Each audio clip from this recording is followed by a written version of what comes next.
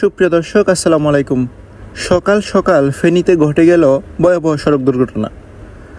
ঢাকা থেকে কক্সবাজারগামী স্লিপার বাস, অর্থাৎ দুটি কিন্তু একই ব্যানারের, অর্থাৎ আইকনিক ব্যানারের দুটি স্লিপার বাস পরস্পর অ্যাক্সিডেন্ট করে, তো একটি আরেকটি পিছনে মেরে দেয়, যার জন্য হচ্ছে যে এই রুটটি কিন্তু সম্পূর্ণভাবে ব্লক হয়ে যায়। পরবর্তীতে ট্রাফিক পুলিশ এমনকি কর্তব্যরত ব্যক্তিরা এসে একটি রাস্তাকে কিন্তু ঢাকা থেকে চট্টগ্রাম, এমনকি চট্টগ্রাম থেকে ঢাকা মুখী করে দেয় সাময়িক সময়ের জন্য, যতক্ষণ না পর্যন্ত এই আইকনিক বাস দুটিকে আসলে উদ্ধার করা যাচ্ছে।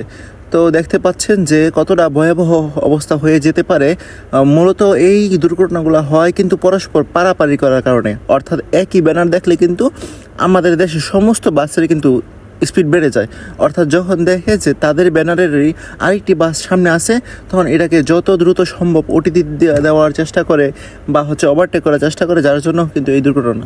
তো এই দুর্ঘটনা ঘটার পেছনে কিন্তু এই একটি মাত্রই কারণ, যে একই ব্যানারের সামনের বাসটিকে পিছনের বাসটি ওভারটেক করতে যায়, তখন সামনের বাসটির পেছনে কিন্তু মেরে দেয়, যার জন্য বাসটি নিয়ন্ত্রণ হারিয়ে কিন্তু আইল্যান্ডের উপরে উঠে যায়। আর এই দুর্ঘটনা কিন্তু আমরা যেমনটা জানতে পেরেছি, আরেকটি কিন্তু মোটরসাইকেলও অ্যাক্সিডেন্ট হয়েছে। তো দেখতে পাচ্ছেন যে সামনের বাসটি কিন্তু পিছনের অংশগুলো ক্ষতিগ্রস্ত হয়, আর পেছনের বাসটি কিন্তু সামনের অংশটি বেশ ক্ষতিগ্রস্ত হয়েছে, কেননা এটি কিন্তু আসলে ধাক্কা দিয়েছিল সামনের বাসটিকে। এটাই ছিল সর্বশেষ আপডেট। তো এই সকল দুর্ঘটনাগুলো কিন্তু চাইলেই কিন্তু নিয়ন্ত্রণ করা সম্ভব, যদি ড্রাইভারদের সৎ ইচ্ছা থাকে তাহলে কিন্তু সম্ভব। আরেকটি বিষয় আপনারা জানেন যে পেছনে কিন্তু আরেকটি ছিল, অর্থাৎ যে লাল সবুজ বাস ছিল সেটির কিন্তু সামনের গ্লাসটি কিন্তু বেশ ক্ষতিগ্রস্ত হয়েছে।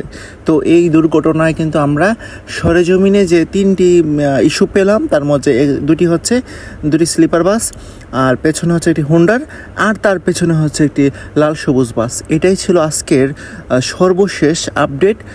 চ্যানেলটি সাবস্ক্রাইব করবেন, এমনকি আপনাদের মূল্যবান মতামত থাকলে সেটি কিন্তু কমেন্টে জানাতে ভুলবেন না। ধন্যবাদ, আসসালামু আলাইকুম।